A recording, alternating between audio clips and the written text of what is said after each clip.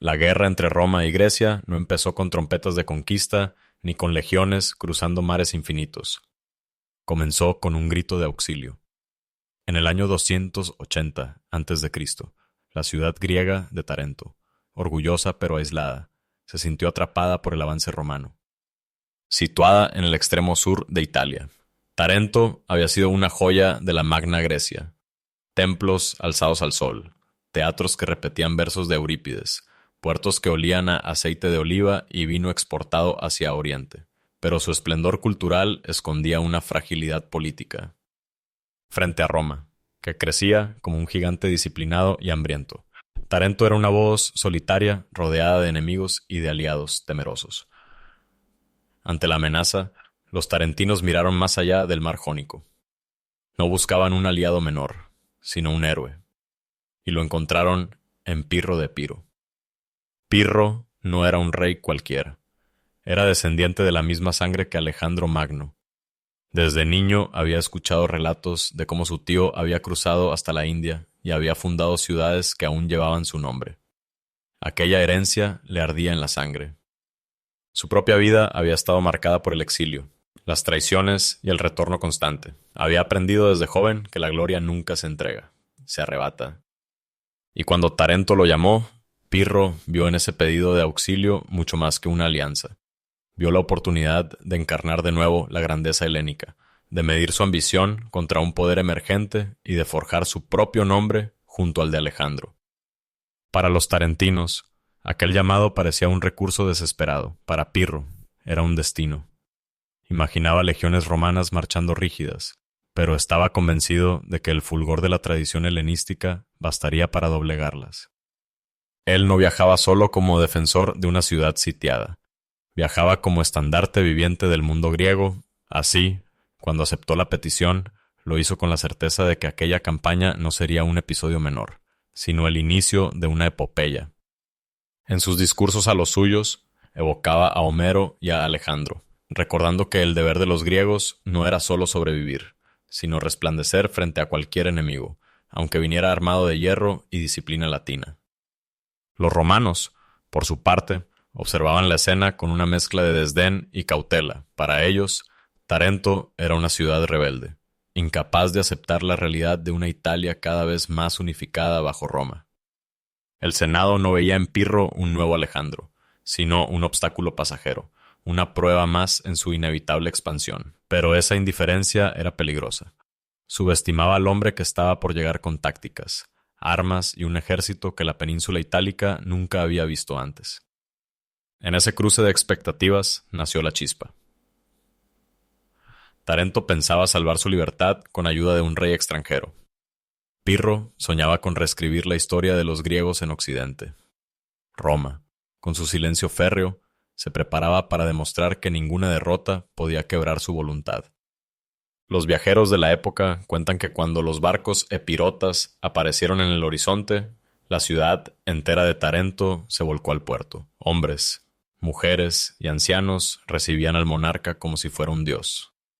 El aire estaba cargado de incienso, las estatuas adornadas con guirnaldas, y los sacerdotes entonaban plegarias a los dioses olímpicos. La esperanza había llegado envuelta en la figura de un rey. Pero bajo esa esperanza se escondía también una profecía oscura. Al abrir sus puertas a Pirro, Tarento no solo traía un salvador, también invitaba al destino a escribir con sangre el primer capítulo de la confrontación entre Roma y Grecia. Pirro no llegó como un improvisado.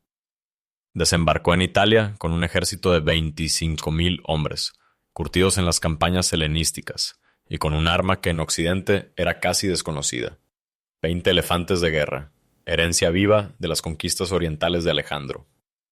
Junto a ellos venían hoplitas con sus lanzas interminables, arqueros capaces de lanzar una lluvia de muerte desde lejos, caballería tesalia famosa por su disciplina, y veteranos entrenados en la compleja danza de la falange.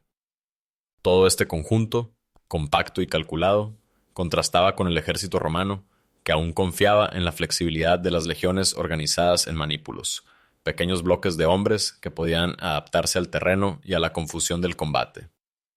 Ese choque entre dos mundos.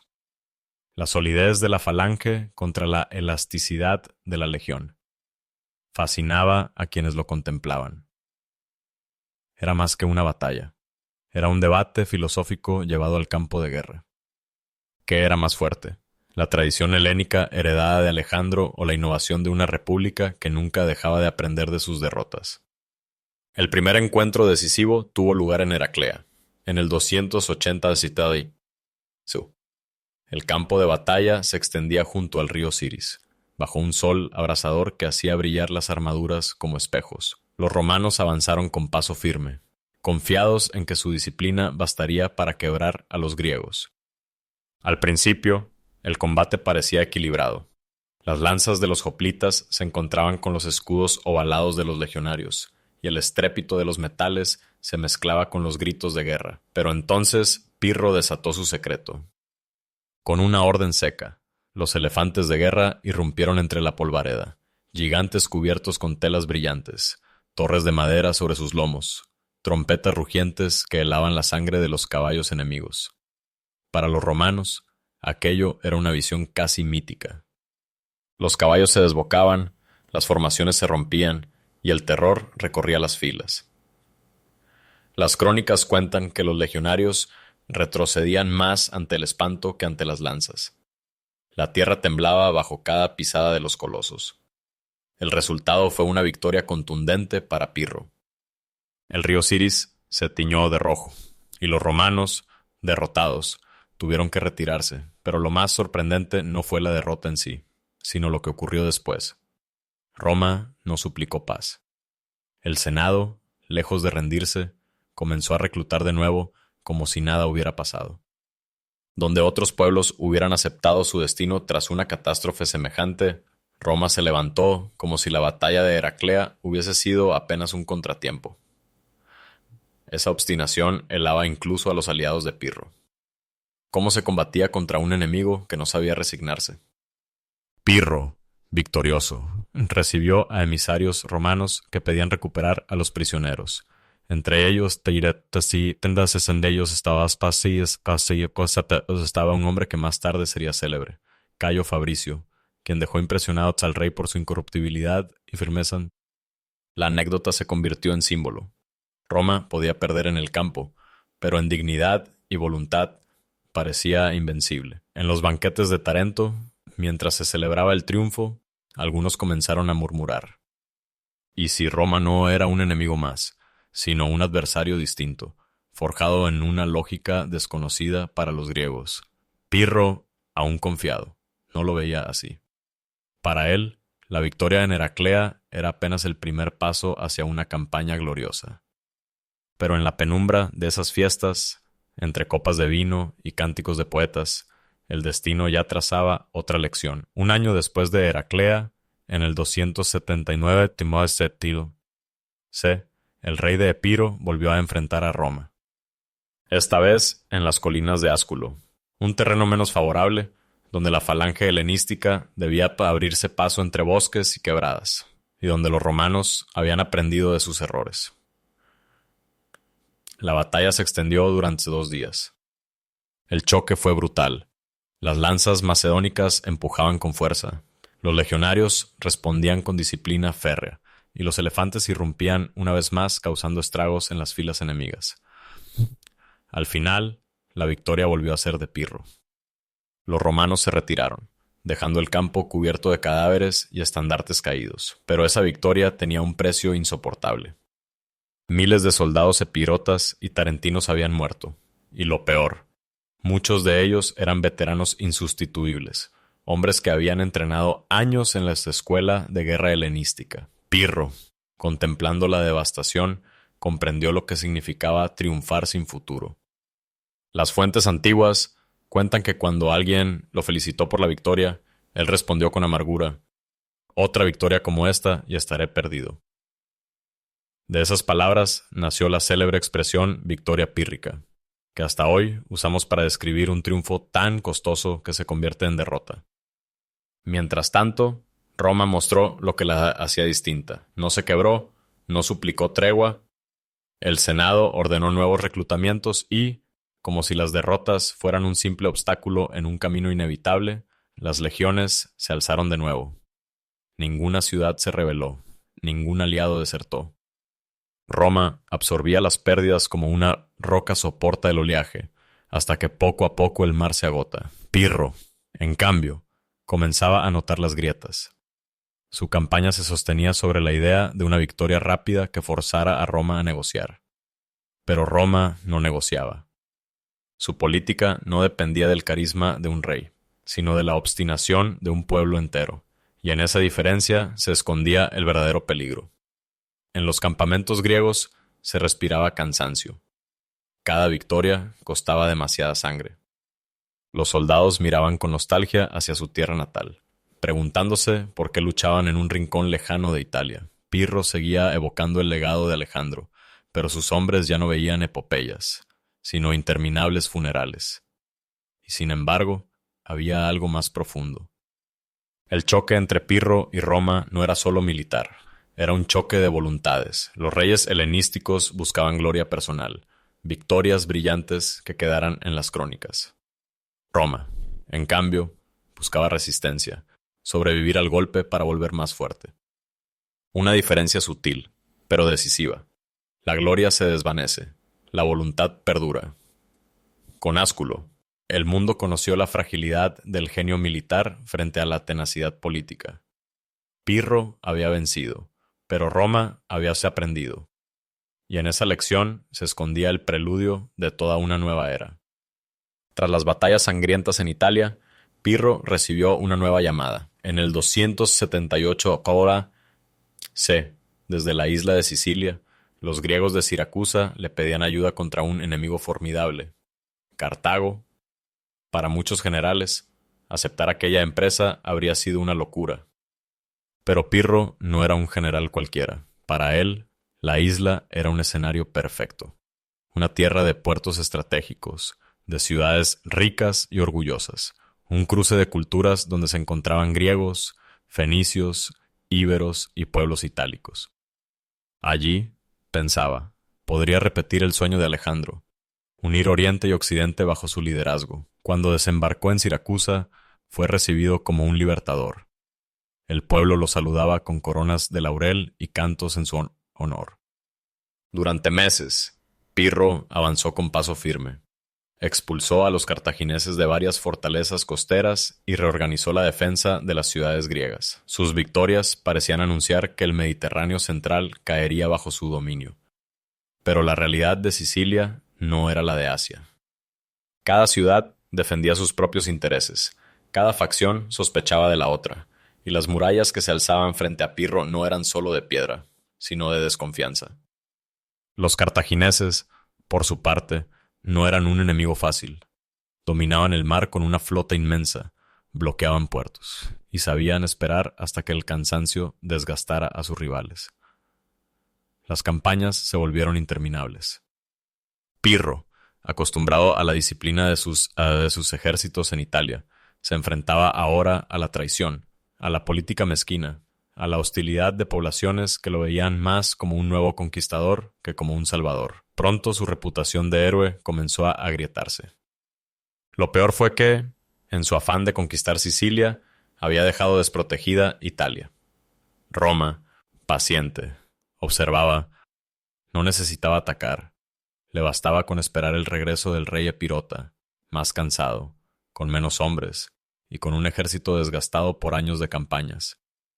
En los salones de Siracusa, algunos comenzaron a llamarlo no el nuevo Alejandro, sino el rey extranjero. Lo que había comenzado como un sueño épico se transformaba en un pantano de alianzas frágiles y enemigos implacables. Pirro aún soñaba con conquistar Cartago y luego marchar hacia África, pero la realidad era otra. Cada victoria lo alejaba de la gloria, cada día lo acercaba al desgaste. Cuando finalmente decidió regresar a Italia, en el 275 c, ya no era el mismo general triunfante que había cruzado el mar con elefantes y soldados confiados. Era un rey cansado, con menos hombres, con menos aliados y con un enemigo que, lejos de agotarse, había madurado. Roma lo esperaba, no con miedo, sino con planes. En ese momento, la narrativa cambió para siempre. El héroe helénico comenzaba a transformarse en un invasor fatigado en tierras hostiles. Cuando Pirro regresó a Italia en el 275 t.C., todavía conservaba un destello de esperanza.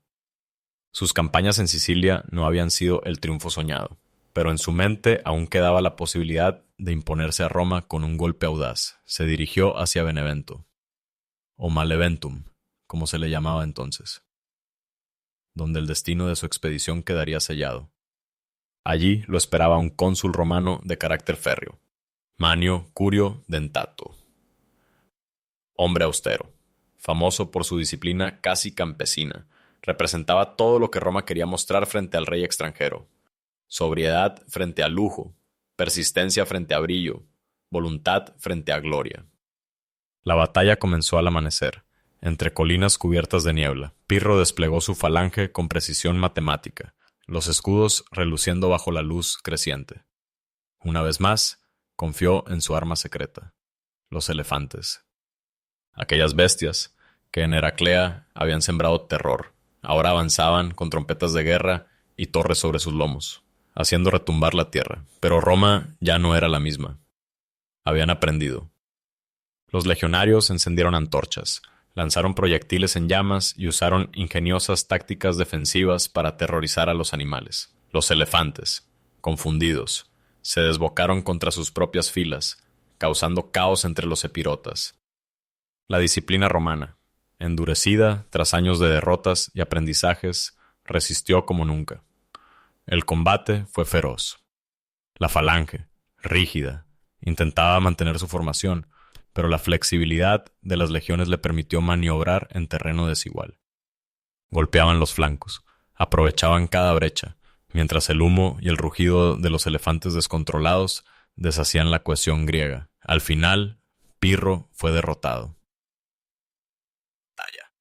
Perdió la confianza de sus aliados en Italia. Las ciudades que antes lo habían recibido como salvador comenzaron a verlo como un forastero condenado. El sueño helenístico de resistir a Roma en Occidente se desmoronaba. Pirro regresó a Grecia poco después, dejando atrás la campaña que había consumido años, hombres y fortuna. 3 años más tarde, en el 262, moriría de manera casi simbólica en Argos, no en un campo de batalla glorioso, sino alcanzado por una simple teja lanzada por una mujer durante un combate urbano. Un final irónico para quien se había imaginado heredero de Alejandro. Pero aunque Pirro murió, las lecciones de su guerra no. Roma había demostrado que podía resistir incluso a un rey helenístico, y lo más importante, había aprendido.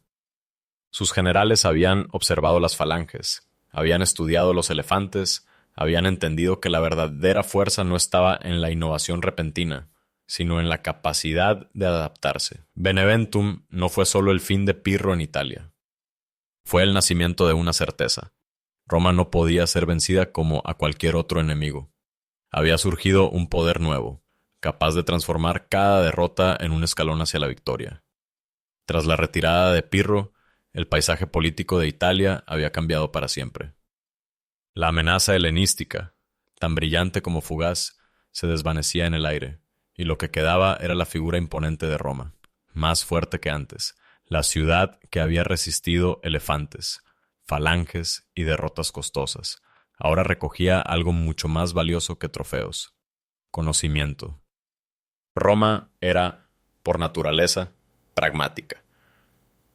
No se aferraba a las tradiciones militares como un dogma sagrado, sino que absorbía lo útil y desechaba lo que no servía. De Pirro tomó lecciones esenciales: cómo enfrentar formaciones cerradas, cómo mantener la moral frente a enemigos más experimentados, cómo usar la flexibilidad en terrenos difíciles. Incluso los elefantes, que en Heraclea habían sido terror absoluto, se convirtieron en una lección práctica. No había arma invencible, solo táctica aún no aprendida. Mientras tanto, Tarento, la ciudad que había abierto la puerta a Pirro, pagaba el precio de su apuesta. Sin el apoyo del rey Epirota, fue sitiada y finalmente rendida en el 272. C. Los templos fueron saqueados, las estatuas transportadas a Roma para adornar foros y templos, y las plazas quedaron bajo vigilancia de soldados latinos. Para los griegos de Italia, fue una advertencia. Roma no olvidaba y Roma no perdonaba. Pero aquí surge la paradoja. Al mismo tiempo que destruía, Roma también absorbía. Las esculturas de Tarento comenzaron a decorar templos romanos. Los artistas griegos fueron llevados como prisioneros, pero luego se convirtieron en maestros, y los dioses extranjeros encontraron pronto su lugar en el panteón romano. Roma no imitaba sin más. Transformaba, tomaba las formas helénicas y las adaptaba a su espíritu republicano, más severo, más práctico, pero no menos ambicioso. La guerra contra Pirro fue, en esencia, el ensayo general de una conquista que aún tardaría décadas en consumarse. No fue una victoria deslumbrante, sino una victoria paciente, forjada en la adaptación y en la obstinación. Esa era la diferencia con los reinos helenísticos. Mientras ellos buscaban gloria inmediata, Roma buscaba permanencia. En las colinas de Heraclea, en los campos de Ásculo y en las murallas caídas de Tarento, nació una nueva Roma. Ya no era solo una potencia local, ya no era la república campesina asentada a orillas del Tíber. Era ahora una maquinaria expansionista, capaz de devorar culturas y asimilar saberes sin necesidad de proclamarse conquistadora. Los griegos lo percibieron demasiado tarde. Creían que Pirro había sido un muro de contención, pero lo que en verdad ocurrió fue lo contrario. Al enfrentarse a él, Roma aprendió a guerrear como los griegos, a resistir como los itálicos y a soñar como los imperios. La semilla estaba plantada. Pronto, aquella semilla daría fruto. La república que había sobrevivido a Pirro miraría hacia el este, hacia Macedonia y hacia los herederos verdaderos de Alejandro, y lo haría con un arma nueva, la convicción de que ningún rey podía quebrar su destino. Mientras Roma consolidaba su control en Italia tras la caída de Tarento, el Mediterráneo hervía con nuevas amenazas y oportunidades. Al este, todavía se alzaban los descendientes de Alejandro Magno. Macedonia, bajo la dinastía de los Antigónidas, conservaba aún un aura de grandeza. Su joven rey, Filipo V, había subido al trono en el 221. Era carismático y ambicioso y, como Pirro antes que él, soñaba con restaurar la hegemonía helénica. En ese mismo tiempo, Roma libraba la guerra más peligrosa de su historia, la Segunda Guerra Púnica contra Cartago. Aníbal había cruzado los Alpes, derrotado legiones enteras, y parecía tener a la República al borde del colapso. Para muchos, en Grecia, este era el momento perfecto para detener el avance romano. Filipo lo entendió y no dudó. En el 215 c. firmó un pacto con Cartago, uniendo en teoría a dos mundos, el griego y el púnico, contra el enemigo común, pero Roma no era ingenua. Si algo había aprendido de Pirro era que los enemigos no siempre se vencen en el campo de batalla, también pueden desgastarse desde dentro. Así comenzó a desplegar lo que algunos historiadores llaman su arma más temida, la diplomacia bélica. El Senado apoyó a los rivales tradicionales de Macedonia, especialmente a la Liga Etolia. Les enviaron dinero, tropas y promesas de autonomía. Era una jugada astuta. Mientras Aníbal golpeaba en Italia, Filipo quedaba atrapado en guerras locales que drenaban sus recursos y dividían a Grecia. La llamada Primera Guerra Macedónica, 214. No estuvo marcada por grandes batallas campales, sino por un juego de desgaste. Hubo escaramuzas navales en el Adriático, ciudades sitiadas en Tesalia y campañas en los Balcanes donde las alianzas cambiaban con la rapidez del viento. Roma no buscaba derrotar de inmediato a Filipo, buscaba enredarlo en un conflicto interminable. La maniobra fue tan eficaz que al terminar la guerra, ningún bando podía reclamar una victoria absoluta. El Tratado de Paz, firmado en el 205 c. devolvía a cada cual más o menos a su posición inicial. Pero lo esencial ya había ocurrido. Roma había logrado incrustarse en el corazón de la política griega. Había demostrado que podía mover las piezas sin necesidad de conquistar territorios. Filipo, convencido de haber salvado su reino, no veía la trampa. Al aceptar esa paz, Había abierto las puertas a una influencia invisible pero decisiva. Desde entonces, en ninguna liga, ninguna polis y ningún rey podría ignorar la voz del Senado. Grecia, que alguna vez dictó filosofía al mundo, empezaba a escuchar órdenes disfrazadas de tratados. Roma había aprendido a hablar el lenguaje griego. No imponía todavía su espada. Imponía acuerdos. Lo que parecía amistad era dependencia.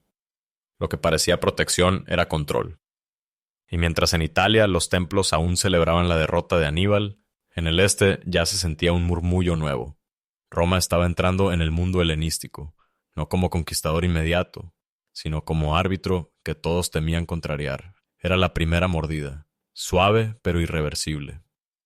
El Mediterráneo, poco a poco, comenzaba a teñirse de rojo. Apenas unos años después de la paz con Filipo, Roma volvió a mirar hacia Oriente. La excusa fue sencilla. El rey macedonio, tras fortalecer sus fronteras y expandirse hacia el mar Egeo, había amenazado los intereses de Rodas y Pérgamo, dos aliados estratégicos de Roma. El Senado no tardó en reaccionar.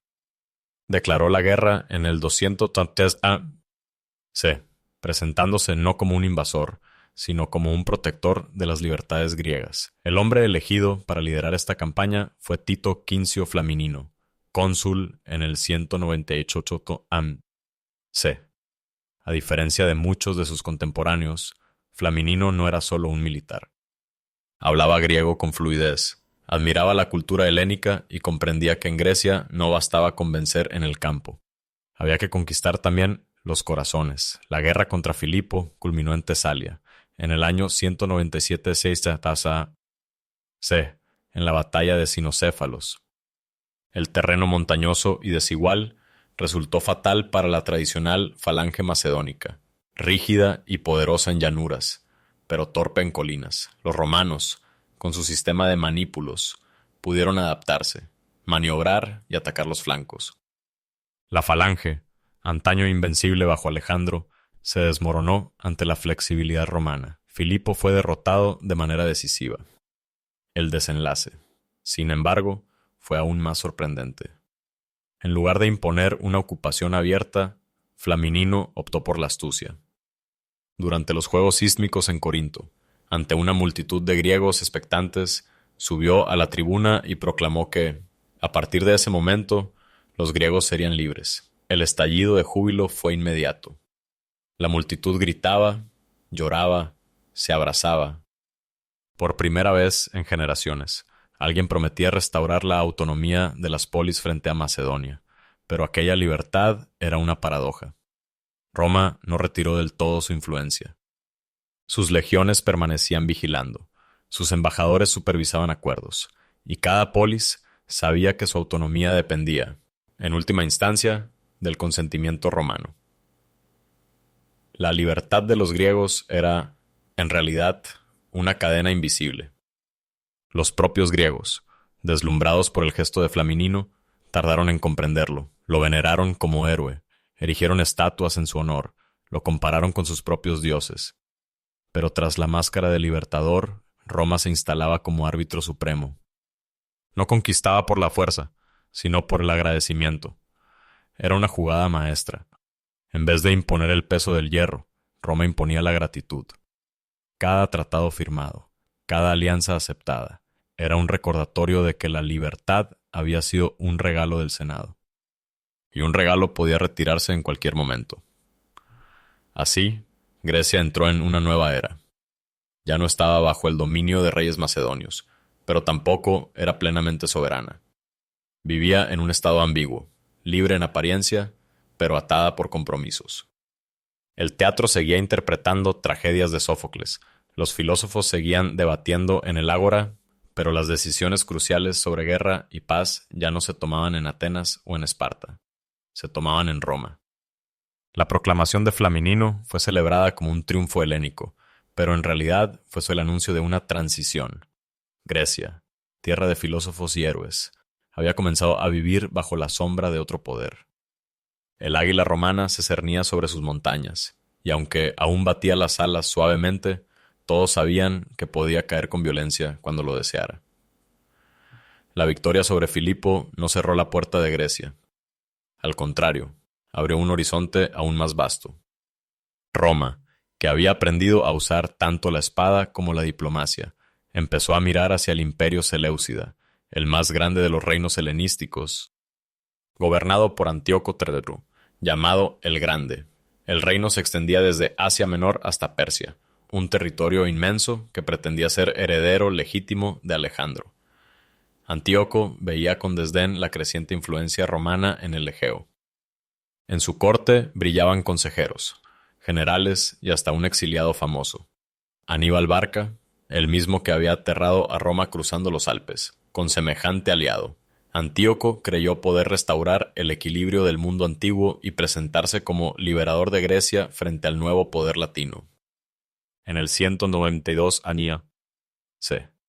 cruzó el mar y desembarcó en Grecia con 10.000 soldados. Su gesto evocaba la gloria de Jerjes o de Alejandro, pero el mundo había cambiado.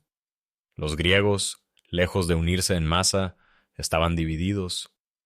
Solo la Liga Etolia lo apoyó abiertamente, mientras otras ciudades desconfiaban o permanecían expectantes.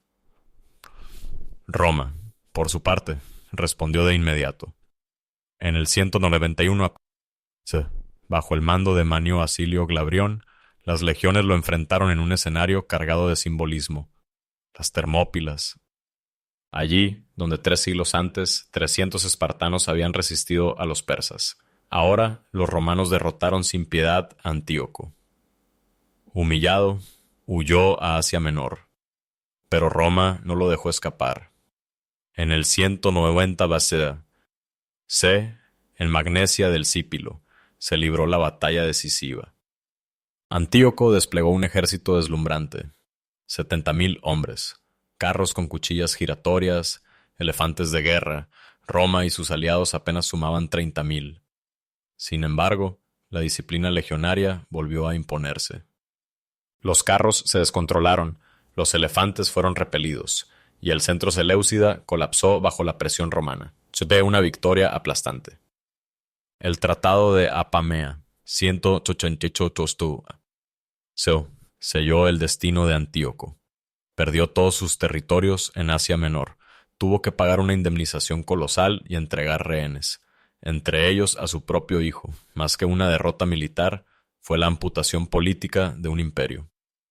Roma no gobernaba directamente aquellas tierras, pero las entregó a sus aliados de Pérgamo y Rodas, convirtiéndolos en satélites de su influencia. Mientras tanto, en Macedonia surgía una nueva chispa de resistencia. Perseo, hijo de Filipo Pinto, ascendió al trono en el 179 a.C. Reino, sino una humillación, pero supo disfrazar su ambición bajo gestos de prudencia. Fingía obediencia a Roma mientras en secreto reforzaba alianzas con tribus del norte, ciudades griegas y hasta Rodas. Durante años preparó un renacimiento de la fuerza macedónica, pero Roma lo observaba todo. Y cuando en el 171 surgieron rumores de pactos sospechosos, el Senado no dudó en declarar la guerra. Esta vez no hubo excusas diplomáticas. Era una sentencia. La tercera guerra macedónica culminó en el 168 c. en la llanura de Pitna. Allí, frente al río Elpeo, el destino del helenismo se decidió. De un lado, 44.000 macedonios en la clásica falange, lanzas como un bosque de hierro que parecía impenetrable. Del otro, legiones romanas flexibles, entrenadas para maniobrar y fragmentar formaciones. Al principio, la falange avanzó como un muro viviente, atravesando escudos y derribando legionarios, pero el terreno irregular quebró su cohesión. Bastó un desnivel para abrir brechas. Los romanos, atentos, se infiltraron por los huecos y atacaron los flancos con brutal eficacia. La falange, que había conquistado Asia con Alejandro, se desmoronó como una reliquia anticuada. La derrota fue total. Perseo huyó, sus soldados fueron masacrados o capturados. Roma lo llevó encadenado a desfilar en un triunfo público, un espectáculo destinado a mostrar al mundo que ni siquiera los descendientes de Alejandro podían resistirse al Senado. Macedonia, despojada de su corona, fue dividida en 4 repúblicas débiles e incomunicadas. Ya no había un rey helénico que pudiera levantar ejércitos contra Roma. El mensaje era claro.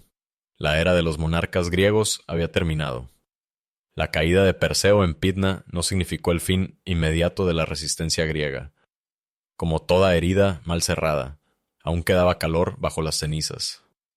Apenas 2 décadas después, en el 150